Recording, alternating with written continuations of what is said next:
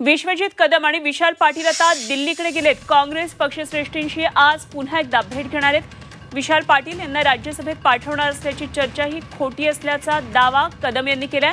सांगलीच्या जागेसाठी काँग्रेस आग्रही आहे आणि उमेदवारीवरून सध्या काँग्रेस आणि शिवसेनेमध्ये मोठा संघर्ष निर्माण झालाय।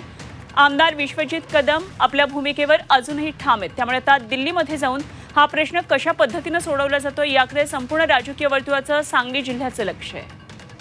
आमचे प्रतिनिधी अरुण मेहत्रे सध्या आपल्याबरोबर आहेत। आणखी सविस्तर माहिती जाणून घेऊया। अरुण, सध्या सांगलीतला वाद विकोपाला गेलाय। काँग्रेस आणि शिवसेना ठाकरे गटातला आता दिल्लीकडे स्वतः विश्वजित कदम आणि विशाल पाटील गेलेले आहेत। काय नेमकं घडामोडी घडतायत या?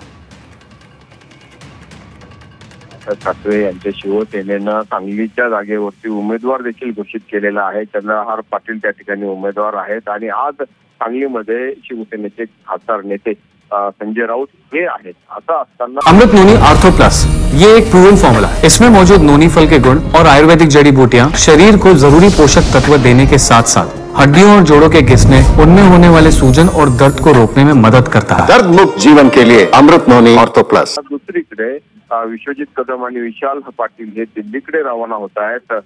दिल्लीमध्ये जाऊन पक्षश्रेष्ठींची पुन्हा ते भेट घेणार आहेत आणि सांगलीची जागा ही काँग्रेसलाच मिळायला पाहिजे त्यासाठी दोघे आग्रही आहेत। काँग्रेस आधीपासून बालेकिल्ला राहिलेला आहे, त्यामुळे काँग्रेसची जागा ही दुसऱ्या कुठल्या पक्षाला सोडता कामा नये आणि यासाठीचे प्रयत्न त्यांच्याकडून सुरू आहेत। त्यामुळे आज दिल्लीमध्ये नेमकी काय बोलणी होती, त्यांची कुणाशी भेट होते आणि पुढे काय घडते याचे सगळ्यांचं लक्ष लागून आहे। ठीक, धन्यवाद अरुण। दिलेल्या सगळ्या सविस्तर माहितीसाठी अपडेट आपल्याकडून वेळोवेळी जाणून घेत राहू। अरुण मेहत्रे आमचे प्रतिनिधी आपल्याबरोबर होते। तेव्हा विश्वजित कदम आणि विशाल पाटील दिल्लीकडे रवाना झाले, त्यामुळे दिल्लीमध्ये हा सगळा खल कसा होतोय, काय नेमका तोडगा यावर निघतोय, काँग्रेसचे वरिष्ठ यामध्ये कशा पद्धतीने लक्ष घालतात हे बघावं लागणार आहे।